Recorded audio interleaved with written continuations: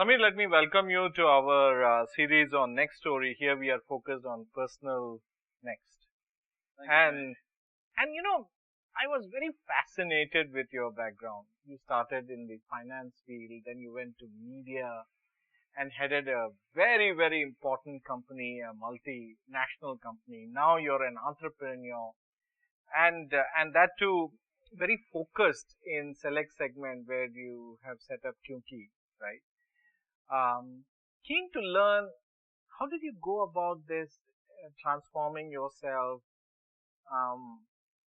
What has motivated you? What has guided you in this journey of self-transformation and sustained success? Well, thank you for that.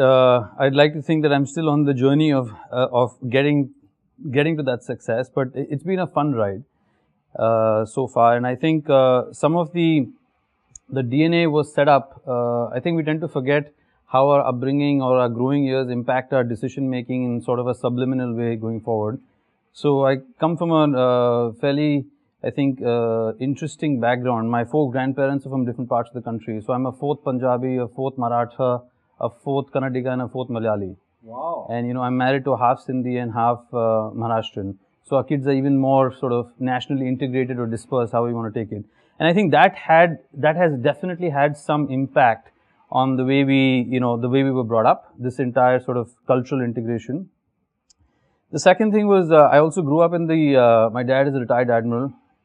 So growing up in the services is a somewhat different kind of upbringing as you go through your early years and teens.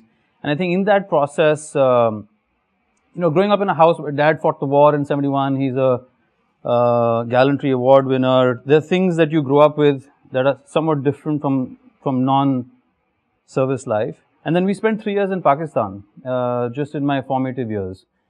And this is, remember, from being the son of a father who fought a war, and then we go to the country that the war was fought with. So there were very interesting dichotomies in all of this that sort of led to this, I guess, the ability to adjust quickly to changing situations. Because again, in the services, you move schools. I changed 9, 10 schools.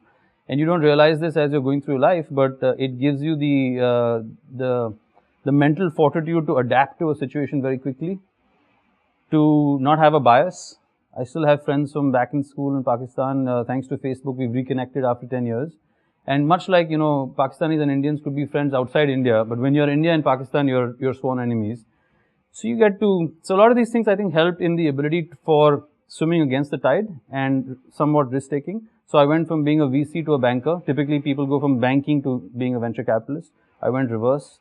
And then from there I went to being, running a gaming company, which was part of my life as a venture capitalist. And so I came back to actually execute on the vision that I'd written for the company as a banker. And so that kept happening. And then after all of this, I'm now running a media company with Shekhar Kapoor and Ayyar Rahman, which is completely different from anything I've done. So my wife just sits back and says, what's in your head that makes you go do these funny things? But I don't think I'm necessarily thinking through each one. A lot of it is on gut.